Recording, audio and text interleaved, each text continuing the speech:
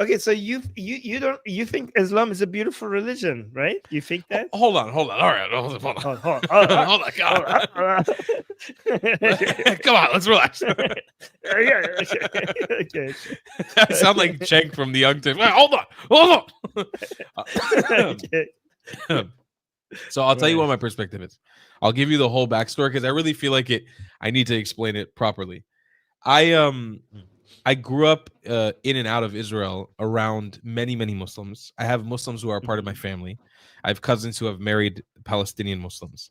I I grew up specifically around one Muslim family that were like really family to me my whole life, and especially with my father's family, grew up around him, and it's like a bond of trust that I have, sometimes even closer than some of my Jewish family. Like that, it's so close.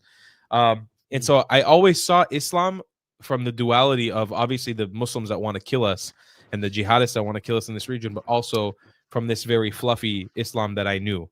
Now, I Right. spent 10 years traveling around the world. I traveled to many Muslim countries as well. I've been to countries like Kosovo. I've been to countries like Albania. I've been to countries like I've been to the Muslim parts of India, the Sufi parts, and I've seen what slightly reformed versions of Islam, like Sufi Islam and Bektashi Islam, can look. And Sufi Islam came from Iran. I can see what that Islam looks like in certain contexts, not always, and how possible it is to live alongside of it.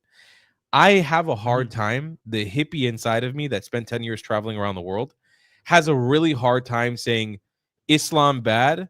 That's a solution to the problem, because I've read the Quran twice, and while I will admit there are very problematic surahs in the Quran that are very problematic.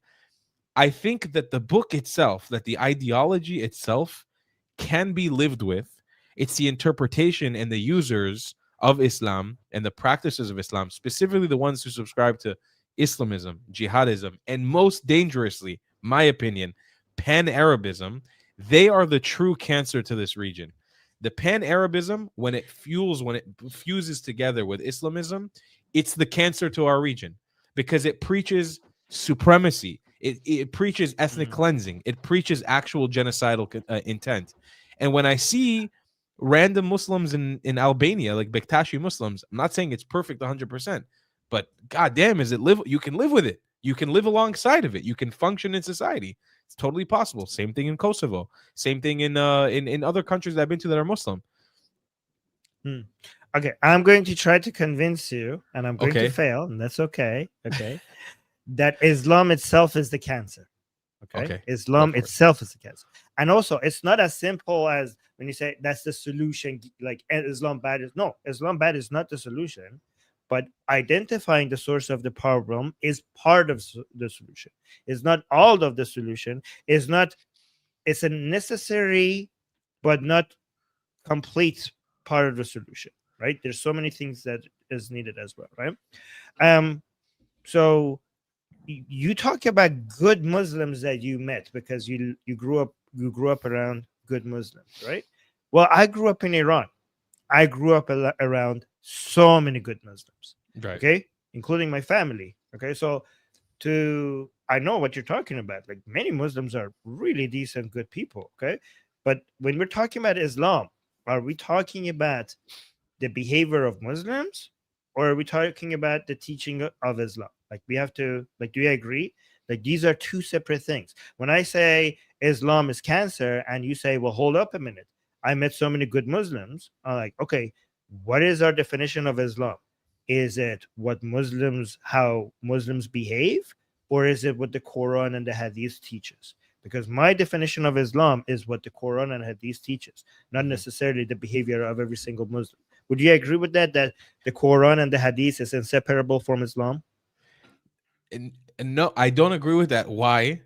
Because Why? I have a hard time judging what is Islam because of how much internal hatred there is in the ummah.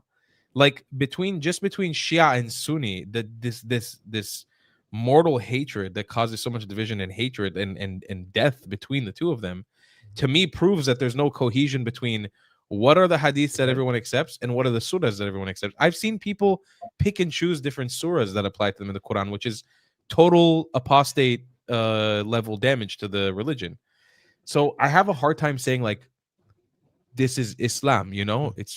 I think What, it's kind of a. It's would a you agree facade. that the Quran is Islam, no matter what the disagreements are? There's no Sure. Yes. there's Yes. That for sure. there's no disagreement that the Quran is Islam and Muhammad's way is the way. This I would agree with. That there's no 100%. okay. So given that that's the only thing that we could agree that they agree on, well then let put all their disagreements aside and how they live and how they behave, all of that aside, and just examine these two things. Just like this, examine the Quran and examine how Muhammad has lived his life. Okay, Muhammad raped a child. The Quran tells you that you could take sex slaves in battle, even if they have husbands. You could take them and you could rape them. It says that in black and white, very clear. The Quran tells you that you could have sex with children even before they reach puberty. Right? The Quran tells that you and me should be tortured for eternity in hell. And you have more protection than me, by the way, right? You get to live under Islamic rule. This is the absolute teaching of Islam. You as a Jew, you get to live as a second-class citizen. Still, you will be oppressed because you will be second class, but you're a Jew, so you're Ahlul Kitab, you're people of the book. So Muslims will be first class, you will be second class. I should be put to death because I'm a murtad, right? Even though you get protection, you give the jizya and live as a dhimmi, you still will go to hell and burn there for eternity, and you would join me there. So you have some short protection in the meantime, but it's absolutely the Quran. If there's one thing that Quran makes it clear, if you do not believe the revelation of God, the Quran as the word of God, you will burn for it for eternity. The Quran is absolutely clear about that. This is so. I mean, how could anybody look at this book and think that there's love and peace and understanding, and this is a humanistic book that is spreading the values that makes the better? This is toxic. This book is absolute garbage. Could you And accept I though understand- that reforms of the book, like people who have interpreted the book in different ways, like the Sufis, for example? Do you The believe that? Sufis are actually part of the problem. Well, So let's say there's- I know there's different Sufi communities too, so I don't want to whitewash Yeah. all of them. But let's say the Sufis in India who really do preach this idea of love. I mean, I spent time sitting with them in India and learning with them, and I learned a very fascinating world of Islam that I never even knew about. And I find it to be a world of Islam that I could coexist alongside of because they felt they could do the same with me. Do you believe that those things are that we should also like avoid them like the plague? That's also part of the problem. No. I'm not anti-Muslim. Let me be very clear. I'm very pro-Muslim. I'm anti-Islam and very, very pro-Muslim. Okay. Muslims are really, on average, Muslims are very, very good people. On average. Okay. I don't give credit to Islam for them being good people. Okay. I give credit to them. In fact, I think it betrays their work to be like people on average are loving people who want to be kind, who want to live in peace. Humans are social animals, and they enjoy loving other humans, and they enjoy being loved by other humans. This is when you see a Muslim being kind and being loving, that is not their Islam shining through. That is their humanity shining through. That is Islam failing to rob their humanity away from them. Whenever I see a good Muslim, I never give credit to Islam for that, because everything that they're doing goes in contradiction to what the Quran teaches. They might say like, oh, I'm a good person because the Quran teaches it, but I know what the Quran says, and I think like they became good people, but because they wanted to keep their Muslim identity, they're trying to act like the Quran is saying something else so that they could keep their Muslim identity. But they are good people because they are good people, not because of Islam.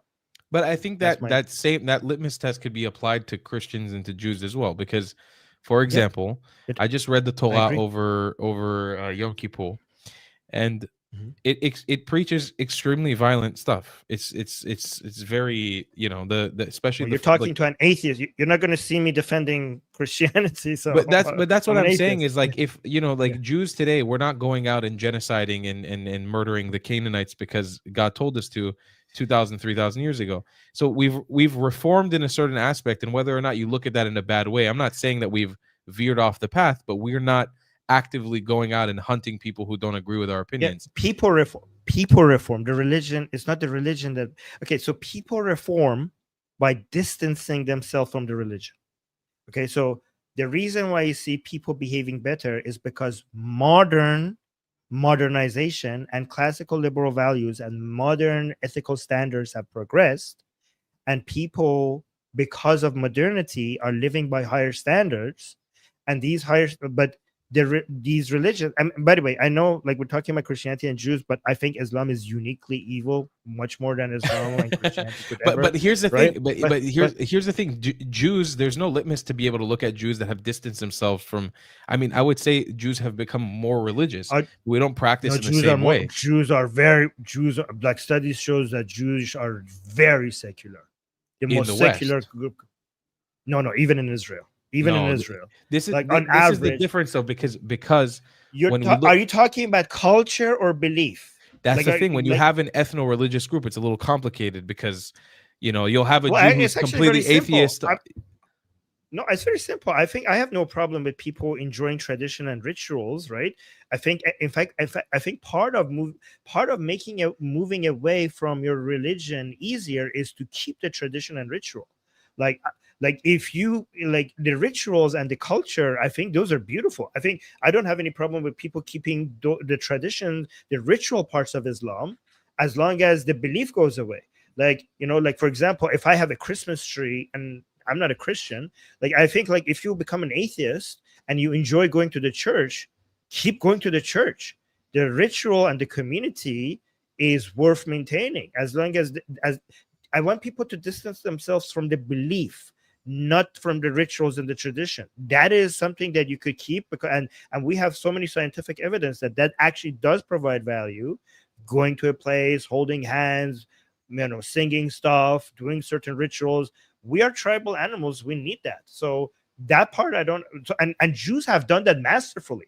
Jews, like, a lot of Jews, have become secular in their belief, but they maintain the culture and the tradition. In fact, I think we should use Jews as a role model on how to move away from their I beliefs. just think there isn't a right scale to be able to measure. Like, for example, I'm a walking contradiction Jew, right? I pray every single morning. I feel extremely spiritual and connected to God. I have a very strong belief in God. I don't keep almost any of the rules of the Torah, at least not to a T. There you go. But there are millions of Jews just like me out there who have the same sort of comprehension. So it's hard to put us on a litmus test, because statistically, if you were to ask me, I would be. So you're not following the rules. Yeah, no, this is a good role model. Okay, so the prayer that you do, that's basically a meditation, and scientifically we have shown that meditations are effective. The ritual and the culture that you do, those are the cultural aspects that you follow. Those are very beneficial. Scientifically, we know that people get value out of that. Okay, but you're not following the rules. Okay, so this is great. This is exactly what I'm talking about. This correct. But I wouldn't be able to look at myself. I wouldn't be able to look at myself and be like, I'm a anti-religious Jew, or I'm an atheist Jew. I'm not an atheist Jew. I heavily believe in God, in the God of Abraham, Isaac, and Jacob. Like, I believe in the stories of the Bible. I'm not advertising for people to say we're atheists or we're not Muslim. That's not that. I think that is not required for me to consider it a win. I think what you're doing is a win in my book. Like, I agree, by the way. I think that what I'm doing is a huge win for spirituality and religion in general. If I see a Muslim who says, I'm a Muslim, okay, I believe in secularism, okay, I believe in women's rights, I believe in peace, I believe in coexisting, I believe in this and this and that. And I'm like, okay, everything she's saying is against the Quran, okay? Like, I'm not going to be like, but you have to say I'm an ex-Muslim. No, you have to denounce Allah. Like, okay, this person, I believe that everything she's saying contradicts the Quran, and I will consider her on my team. I'm not going to. The question is like, there are billions of people out there that find extreme value in the teachings of the Quran, and that's not, Armin. That's, no matter how hard we want it or we believe in it, that's not going away. Like, we're never going to be able to rid the world of Islam or the Quran. So my question is like, if we call the Quran, if we call Islam the problem, rather than actually the micro ideologies that are forming amongst Islam, because we acknowledge that Islam or Muslims, it's not a cohesive circle. It's not a cohesive group. There's nothing there tangible. Muslims are not cohesive. The Quran is pretty clear. The Muslims are very diverse. Quran is just one book. The Quran is just one book. Islamic teachings are pretty straightforward. I'm sorry, I'm laughing. Muslims are I'm reading your chat. I love some people are really dogpiling on me. Damn, bro. Catching some heat. I like it though. You guys know I'm usually on debates with Muslims where I'm just crushing them. I like that Armin's giving me a bit of a hard time. It's good for me I get humbled a little bit. Is that okay? 100, oh my God, guys, bro, 100%. Please, I'm not afraid of this. I like having these conversations. I love you so much, and I don't want to, guys. Armin, you're meeting one of your heroes, and the first thing you do is you just challenge him. Like, what the hell are you doing? Like, likewise, and you are more than welcome to. I invite people to criticize and critique what I say. I'm not like I'm not a scholar in this. This is just what I believe over the years of traveling and meeting Muslims, interacting with Muslims. This is the opinions that I've come to. But when I hear people like you speaking, and when I hear people like Apostate Prophet, who I only learned was Sufi yesterday, 2 days ago, he was like, Sufis are a fucking big part of the problem. And I was like, damn, it gives me he also another perspective. Yeah. AP said that? Oh, yeah. Oh, my God. I love AP. I love you. AP understands his stuff. AP knows his stuff. Thank you. Yeah. Right. That's what I said. I didn't know AP said that. And I told you when you said Sufis, like, actually Sufis are a big part of the problem. So me and AP, we fake alike. But that's the thing is, like, even with that, even with the Sufism, it's not like there are Sufis in Nigeria, in India, in Iran, and in Turkey, and not all 4 Sufis believe in the same thing. And Shia breaks down into 15,000 different categories that all don't believe in the same thing. This is a diversity among Muslims. The Quran by the way, this is not a very long book. I know this. It's not a long book at all. It's a very short book. Okay. Yeah. So you keep talking about the diversity among Muslims. The reason why there's diversity among Muslims is because there's diversity among humans. Humans are complicated animals, and their opinions are influenced by a million different things. Obviously, Muslims, just like all groups of other people, are going to be diverse. Okay, this book is not very diverse, and when you say, like, why would, like, given that all of them, they are diverse and they love the Quran, why should we call the Quran as the problem? The Quran is not going to go away. Yeah, I know the Quran is not going to go away, but the reason why we should call it the problem is because it is the problem, and it's good to be honest, right? And I can tell you, based on my experience, more and more Muslims are learning to be okay with people who are anti the Quran. I think the solution is not to go and lie to Muslims. I mean, I'm not going to be against, like, I'm not going to not be friends with a Muslim who thinks that actually Quran is compatible with women's rights, with secularism, with all of these things. If she or he thinks that, we could still be friends. Correct. So given that I tolerate that person with their wrong opinion, they should, what we should try to achieve is them tolerating me with what they think is my wrong opinion. So instead of, like, treating Muslims like children, like, oh, don't go tell a Muslim that Quran is part of the problem, just tell them, like, hey, you think Quran is good, I think Quran is bad. Can we live next to each other? Like, are you okay with me saying that? Let me give a counter to that. I say that rather than condemn the entire book itself, okay, we can, and this is how I choose to have these conversations with Muslims, is that there are very problematic things in this book. Like the Battle of the Trench and the Hadiths that follow it is something that, as a Jew, no matter how many times I read this book and try to find elements of positivity into it, I can't. And I tell this to every Muslim I have an honest conversation with. I just can't find any positivity around the Battle of the Trench, the enslavement of Safiya as a 10th wife of Muhammad, and the murdering of her family, and then the checking of the pubic hairs. Genocide, an act of, basically a book that promotes genocide. But that's the thing is, those specific verses, I can't. Mm-hmm. I have nothing I can reconcile with it. I can't. But I can't. I choose not to condemn the whole book, because what I say is, like you were saying, that there's no cohesion between the Muslims. I believe that this book could actually potentially be the solution as well, because the interpretations, a book that you just admitted promoted genocide.